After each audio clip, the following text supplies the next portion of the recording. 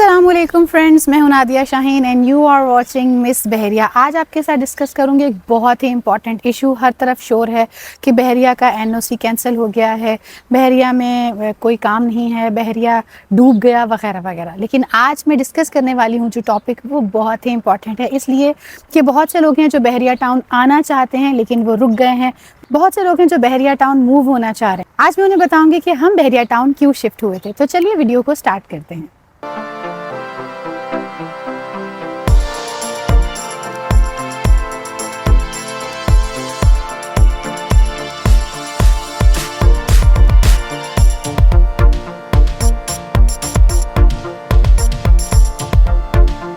हमें बहरिया town shift हुए आज से कोई 4 साल हो चुके हैं। और 4 साल पहले जब हम लोग बहरिया टाउन शिफ्ट हुए तो कंपैरिजन अगर किया जाए कराची के साथ बहरिया टाउन को, तो कराची में हमें जो प्रॉब्लम्स फेस करना पड़ रही थी उनमें बिजली के प्रॉब्लम्स थे, उसमें गैस, पानी, इसके अलावा बारिशें जब हुई और बारिशों की वजह से जो हर तरफ पानी भर गया, इसके अलावा वहाँ पे अच्छी बेटर लाइफस्टाइल का जो एक ख्वाब होता है हर इंसान का, एक पीसफुल लाइफ का जो हर इंसान चाहता है कि वो ज़िंदगी गुजारना चाहता है, अपने बच्चों को अच्छी जगह, अच्छे इन्वायरमेंट में रखना चाहता है। तो ऐसी सारी चीज़ें जो थी वो हमें कराची में नहीं मिल रही थी। हमारा फर्स्ट विज़िट जब बहरिया टाउन था तो मेरे हस्बैंड जो थे वो यहाँ, जैसा कि आप जानते हैं कि वो कंस्ट्रक्शन वर्क में हैं, तो उनका यहाँ विज़िट हुआ, उन्होंने यहाँ का लाइफस्टाइल देखा, यहाँ पे लिविंग कॉस्ट देखी, फिर उन्होंने यहाँ पे स्कूल्स देखे, फिर इसी तरह उन्होंने यहाँ पे बेटर एनवायरनमेंट देखा, बच्चों के लिए पार्क्स देखे, हॉस्पिटल यहाँ पे है, बसेस यहाँ पे चल रही हैं। उन्होंने देखा कि यहाँ पे एक बेटर लाइफस्टाइल है जो हम अब्रॉड में जाके अगर हम सोचें तो हम अपने बच्चों को दे सकते हैं, लेकिन अगर पाकिस्तान में रहते हुए हम ऐसा इन्वायरमेंट देना चाहते हैं तो बहरिया टाउन बहुत ही अच्छा ऑप्शन है। लिहाजा हमने डिसाइड किया और हम बहरिया टाउन शिफ्ट हो गए। लोग हैं जो ये कहते हैं कि जी बहरिया टाउन में तो बिल बिजली का बहुत ज़्यादा आता है, यहाँ पे गैस के जो सिलेंडर्स हैं वो बहुत कॉस्टली हैं, और अगर और बात की जाए तो लोग कहते हैं कि यहाँ पे बस सर्विस यानी फ्यूल बहुत ज़्यादा कंज्यूम होता है। अगर आप वर्क टू होम या घर से बाहर जाते हैं, ऑफिस आपका 2 से 3 घंटे की ड्राइव पे है। तो इसके अलावा और लोग ये इशू उठाते हैं कि यहाँ पे रेंट जो है वो बहुत ज़्यादा है, स्कूल्स यहाँ अवेलेबल नहीं है, यूनिवर्सिटीज़ यहाँ नहीं है। चीज़ों के पीछे क्या हकीकत है आपके साथ आज मैं डिस्कस करूँगी। यहाँ पे सबसे पहले हम डिस्कस करते हैं कि बच्चों के लिए यहाँ पे कौन कौन सी फैसिलिटीज़ हैं। बच्चों के लिए यहाँ पे क्रिकेट का एरिया है, बच्चों के लिए फ़ुटबॉल, बच्चों के लिए बैडमिंटन कोर्ट बनाया गया है, बच्चों के लिए स्केटिंग एरिया बनाया गया है, बच्चों के लिए स्पोर्ट्स का एरिया बनाया गया है। इसके अलावा अगर हम बच्चों के स्कूल्स की बात करें तो यहाँ पे बहुत सारे स्कूल्स हैं जो बहरिया के अंदर भी हैं, बहरिया के बाहर भी हैं। अब ये आप पे है कि आप अपने बच्चों को कैसा बजट के अकॉर्डिंग कौन से स्कूल में भेजना चाहते हैं। इसके अलावा यूनिवर्सिटी की अगर हम बात करें, क्योंकि हमारा ज़्यादा कंसर्न होता है हमारे बच्चों की एजुकेशन को लेके, तो अगर हम बात करते हैं कि यहाँ पे यूनिवर्सिटी है या नहीं, जी हाँ, यहाँ पे यूनिवर्सिटी भी है, इकरा यूनिवर्सिटी। स्कूल्स यहाँ पे बहरिया के अपने भी हैं, रूट्स भी है, बहरिया से बाहर बहुत सारे स्कूल्स हैं। हॉस्पिटल की ज़रूरत एक बहुत ही मेन ज़रूरत है, और यहाँ पे एक बहुत ही अच्छा, बहुत ही बेस्ट, हर तरह की फैसिलिटी के साथ इंटरनेशनल लेवल का हॉस्पिटल भी मौजूद है जहाँ पे बहुत अच्छा स्टाफ है। रिसेंटली मेरा बेटा जो है उसके कान में प्रॉब्लम थी तो हम लोग उसे लेके गए। कोई भी इशू होता है, मुझे इवन स्किन प्रॉब्लम्स हैं तो मैं अपना सारा ट्रीटमेंट बहरिया हॉस्पिटल से ही करवाती हूँ। इसके अलावा अगर हम ट्रैवलिंग की बात करें तो यहाँ पे ईवी बसेस चलाई गई हैं। इसके अलावा यहाँ पे बहरिया की अपनी शटल बसेस चला करती थी। हर आधे घंटे में रूट जो है वो बहरिया से बाहर जाता है। बहरिया में भी ईवी बसेस जो हैं वो बाहर से मलीर वाली साइड से आती हैं। अगर लोग ये कहते हैं कि जी यहाँ पे ट्रैवलिंग का बहुत इशू है तो फिर उन लोगों को तो बहरिया में बिल्कुल शिफ्ट नहीं होना चाहिए, क्योंकि देखिए अगर आप एक तरफ से कुछ सेविंग करना चाहते हैं, अपनी गाड़ी का फ्यूल बचाना चाहते हैं, तो फिर तो आपको बसेस में ही जाना पड़ेगा। और इतनी स्मूथ बसेस हैं, इतना कंफर्ट एसी वाली बसेस हैं, इतने स्मूथली आप मूव करते हैं।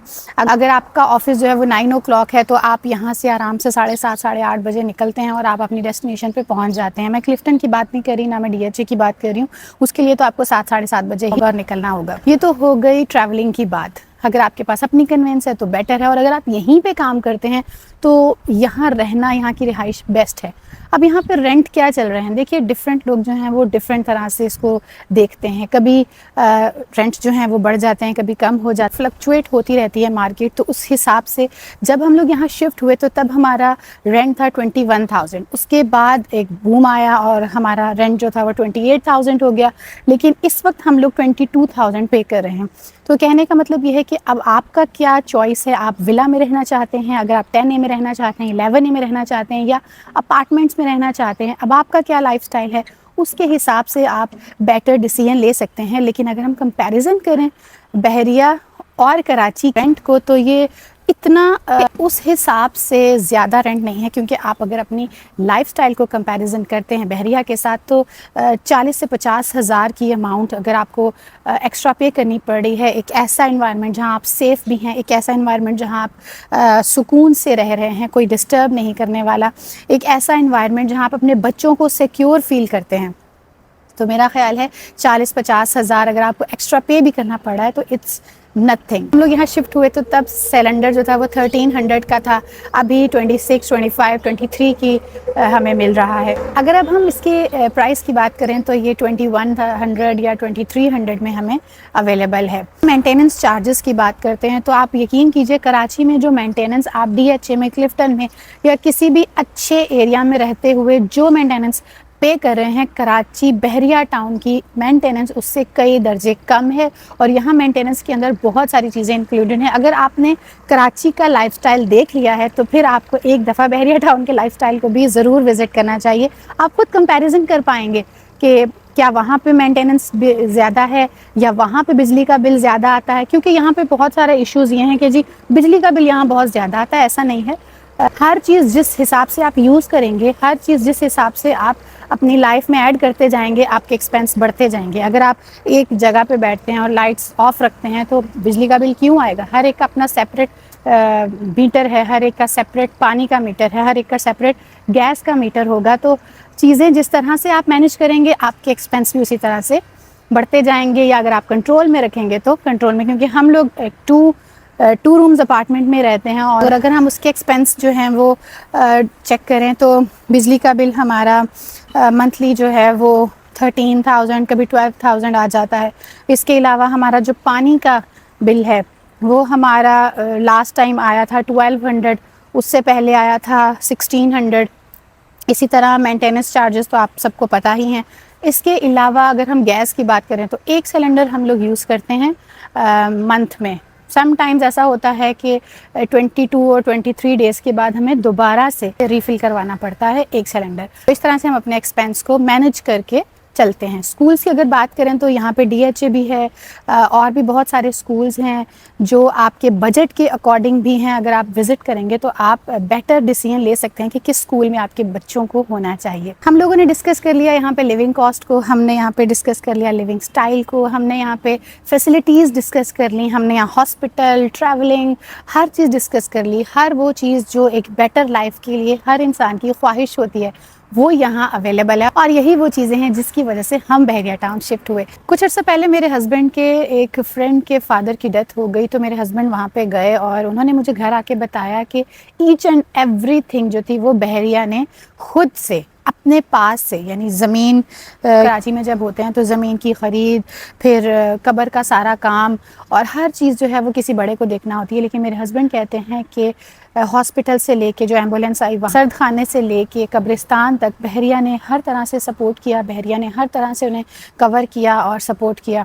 तो ये वो चीज़ें होती हैं जो हर इंसान की बेसिक नेसेसिटीज़ होती हैं, और अगर आपको एक ऐसी सोसाइटी मिल रही है जो आपकी बैक पे आपकी सपोर्ट है तो इससे बेहतर और क्या हो सकता है। आई होप सो कि आप बहरिया टाउन शिफ्ट होने के बारे में जो क्वेश्चंस मुझसे किया करते थे कि लिविंग कॉस्ट क्या है, स्कूल्स कैसे हैं, हॉस्पिटल है या नहीं, यूनिवर्सिटीज़ हैं या नहीं, बच्चे यहाँ पे सेफ़ हैं कि नहीं, प्ले एरिया है कि नहीं, ये सारे इश्यूज़ मैंने आपको इस वीडियो में कवर कर दिए हैं। अगर आपको किसी भी चीज़ से मेरी इत्तेफाक नहीं करते कमेंट सेक्शन में ज़रूर बताइएगा कि आप यहाँ शिफ्ट हुए तो आपने यहाँ पे क्या बेटर देखा कराची की निस्बत, या आपको कौन सी ऐसी चीज़ें हैं जो आप कहना चाहते हैं कि बेहतर हो सकती हैं बहरिया टाउन में या मुझे डिस्कस करनी चाहिए। एक और चीज़ जो मैं आपको शेयर करना चाहूँगी वो है फीलिंग। वो फीलिंग जो हम अपनी फैमिली के साथ यहाँ पे सेफली फील करते हैं। जब हम लोग शाम में, रात में बाहर निकलते हैं तो आप फाउंटेन, डांसिंग फाउंटेन वाली साइड पे देखिए, वहाँ पे 27 के विलास हैं, 10A के विलास हैं, 11A के विलास हैं। तो अक्सर लोग कम्युनिटी की फॉर्म में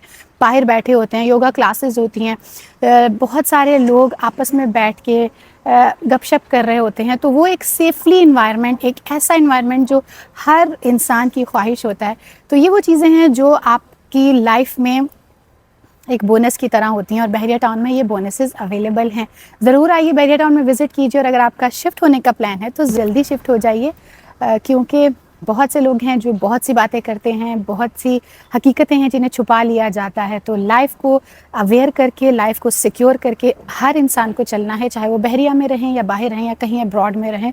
सिक्योर तो आपको अपने आप को खुद ही करना है। मेरे चैनल को सब्सक्राइब कर लीजिए, इस वीडियो को ज़रूर लाइक कीजिएगा और शेयर कीजिएगा, ताकि उन लोगों को भी पता चले जो जानना चाहते हैं बहरिया टाउन के बारे में। नेक्स्ट वीडियो में फिर से मुलाकात होगी, जब तक के लिए अल्लाह हाफ़िज़।